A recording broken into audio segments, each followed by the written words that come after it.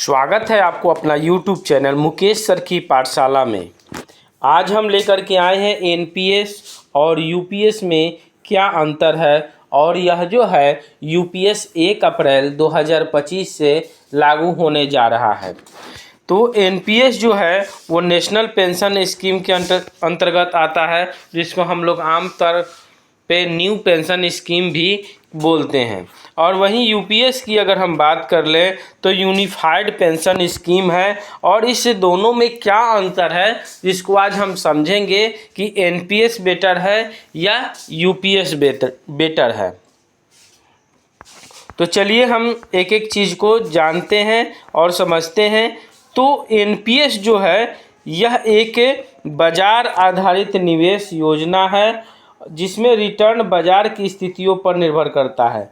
देखिए एनपीएस जो है वो जैसा बाजार होता है उसी के अनुरूप जो है हमारा एनपीएस रिटर्न देता है। उसके बाद हम इसमें बात कर लें तो इसमें पेंशन की कोई निश्चित गारंटी नहीं है।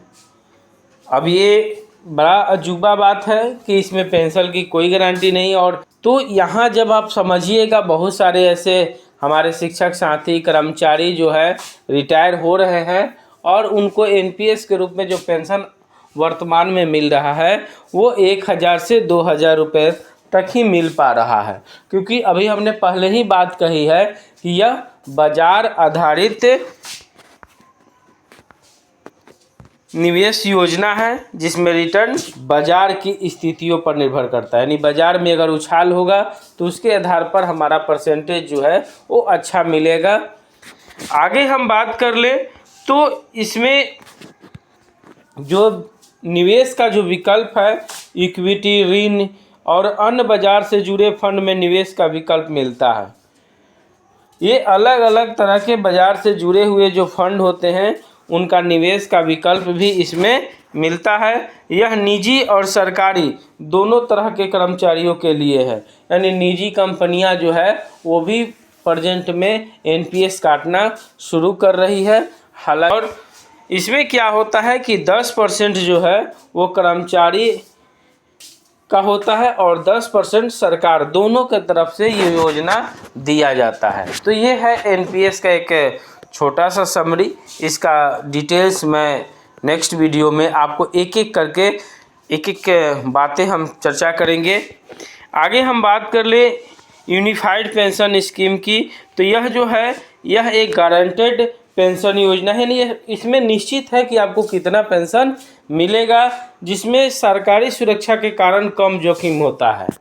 तो ये नया जो है वो 1 अप्रैल 2025 से ये होने वाला है।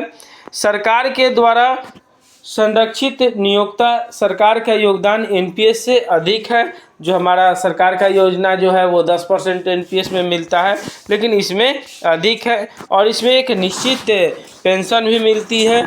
यह योजना अभी केवल सरकारी कर्मचारियों के लिए ही उपलब्ध है। इसमें कर्मचारी जो है वो 10% अपना कटवाएंगे और 18.5% जो है सरकार द्वारा योगदान के रूप में दिया जाता है। कर्मचारी को कितना 10% और सरकार के द्वारा कितना 18.5% तक जो है वो सरकार देती है। इसमें छोटी सी बात है कि सेवानिवृत्ति के अंतिम 12 महीना में औसत मूल वेतन का जो हमारा अभी ओपीएस है, ओल्ड पेंशन स्कीम जो है, उसको आप देखिएगा तो आपको पता चलेगा कि जो हमारा अंतिम वेतन है उसका मूल वेतन का 50% पेंशन के मूल वेतन में फिक्सेशन होता है। इसमें क्या है कि आपका औसतन 12 महीने का औसत मूल वेतन निकलेगा, जो 50% पेंशन के रूप में उसका मूल वेतन निर्धारित किया जाएगा। इसमें महंगाई से सुरक्षा के लिए AICPI IW के अनुसार पेंशन समायोजित की जाती है। अब आगे हम इसके कुछ महत्वपूर्ण अंतर की बात कर लें, जिसके लिए हम अभी तक वीडियो में बने हुए हैं। इसका महत्वपूर्ण अंतर क्या है, हमने एक एक बातें कही। अब हम लोग महत्वपूर्ण बातें कर लें तो एनपीएस जो है वो बाजार के जोखिम पर निर्भर होता है। यानी एनपीएस में बाजार जोखिम होता है, क्योंकि रिटर्न बाजार से जुड़े फंड के प्रदर्शन पर निर्भर करता है। और यूपीएस जो है, यूपीएस में बाजार का जोखिम नहीं होता है क्योंकि यह एक सुनिश्चित पेंशन प्रदान करता है।